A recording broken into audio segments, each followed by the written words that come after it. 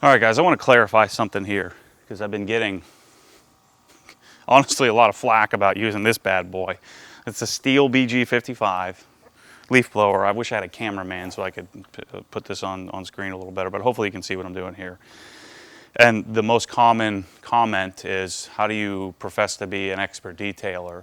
Which I don't, but if I did, if I was professing to be an expert detailer, how are you using a gas and oil, gas-powered, two-cycle leaf blower that's sucking air out of the sky and then blowing it on your car? And my argument is, well, I've yet to see a speck of oil on the car. Maybe it's because this is a little bit better unit. I don't know. This is like 140 bucks or something. I've had this for, shoot, I think I've had it for 10 years now. I think I got it in 05, maybe 06. So, you know, coming up on 10 years, let's say.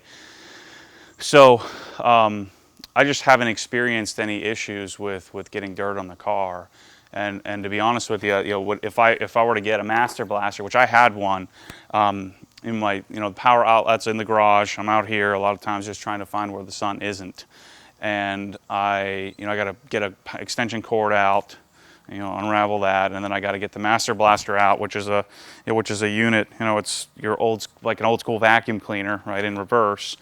And then I'm dragging it around so as it bumps into the car. So I mean, of course I can drag it around to the side, but I've got pressure washer hoses, I got a regular hose, now I got extension cords, I got standing water.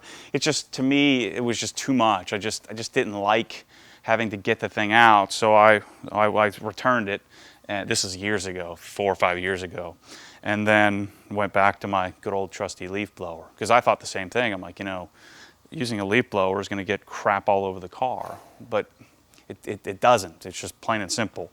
And I had some people saying that, well, you're blowing 300 mile per hour air and contaminants, just sucking contaminants out of the air and bugs and things like that, and blowing it into the paint. I said, well, okay, well, the paint's pretty soft, pretty, scratch free. I detailed it 3-4 months ago, and smooth as glass. I mean, you're going to get contaminants on the car not from the leaf blower, but from just being outside, unless it's a show car, never goes outside. So, I haven't had the need to. It's not like the leaf blower is causing me to polish the car more often or do anything more, adding to my regimen to add any more work for me. And to be honest with you, it's just easier. I just walk around the car and throw it back in the cabinet, and I'm done. So I got a nice sheet of, which I just crinkled up, but I got a nice sheet of perfectly clean white paper. And I haven't tested this, so we're about to find out. So I've been staking my reputation on a leaf blower for a long time, and whatever that reputation is. But I'm going to stick this in front of the leaf blower. I'm going to fire it right up, so I'm not even going to worry about cycling air through it or anything. And I'm going to stick this piece of white paper, and we're going to look to see if there's a bunch of dirt and oil and stuff like that that's stuck in the paper. I know this isn't a perfect scientific experiment, but I just, when I wipe off the car, I haven't noticed any dirt or any extra things on the car from the leaf blower. So let's see what happens.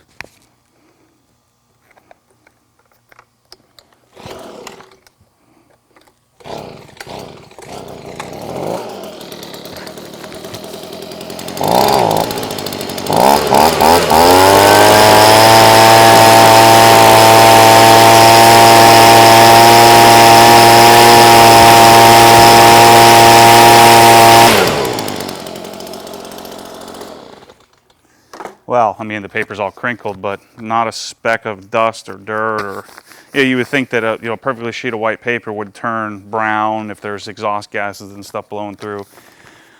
I think, I'm pretty sure the exhaust blows out somewhere elsewhere on this thing. I mean, I could be wrong, but I guess theoretically the exhaust gas comes out through the blower as well, but if it is, it's dissipated enough that I just held it there for 30 seconds or so, and right up next to the nozzle, and we got nothing. I'd expect to see dust and dirt and bugs and particles and things like that.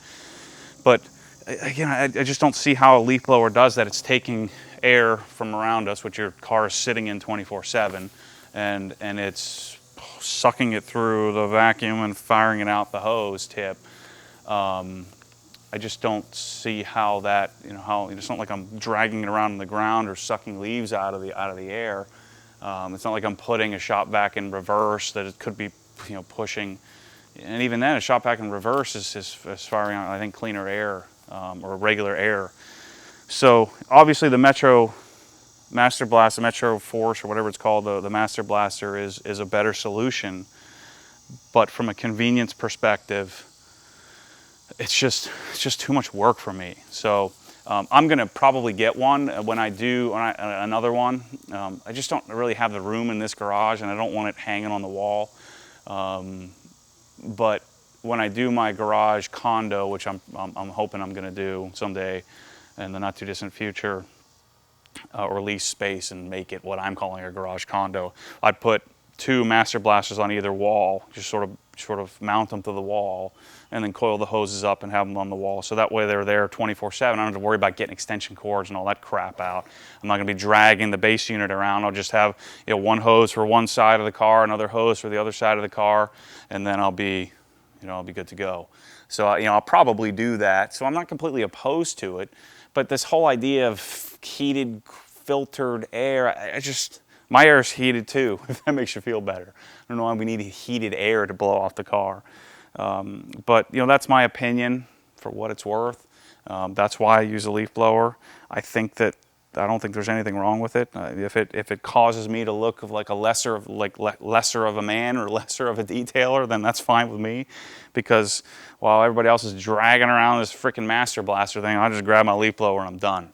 So, I know you could say, well, why are you using a pressure washer? You got to drag that out. You got to drag out another hose. You got to do all this extra stuff. It's just, again, I have a process.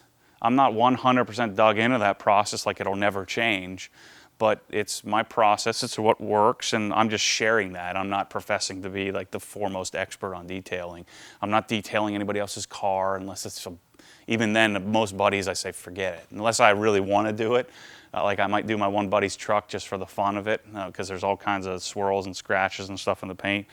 But I don't detail other people's cars, and so I'm doing this for me, and just doing this to keep my cars well maintained.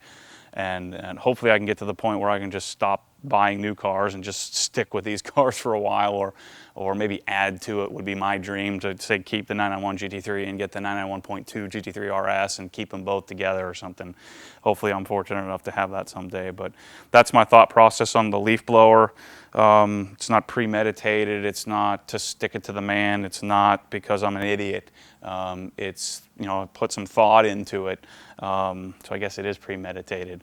But it's not like I'm doing this just to say, I'm better than you. It's what I use because it works. And the whole process of detailing for me is simple. If it doesn't scratch the paint, then it's not a problem. So if I'm using 1 sponge or 2 sponges or 4 buckets or 8 buckets or 1 bucket or blowing spit on the car and wiping it off, whatever works for you, as long as your paint isn't scratched and swirled and you're making toweling marks and issues like that, then to me if it works, then it works. Why do I need to use 5 buckets and 3 sponges and one different sponge for the headlight and the windows if the headlights aren't scratched? That's just, that's my opinion. That's where the basis for my thought process comes with, say, using a leaf blower. And I thought I should share that, since people have been busting my balls about that so much lately.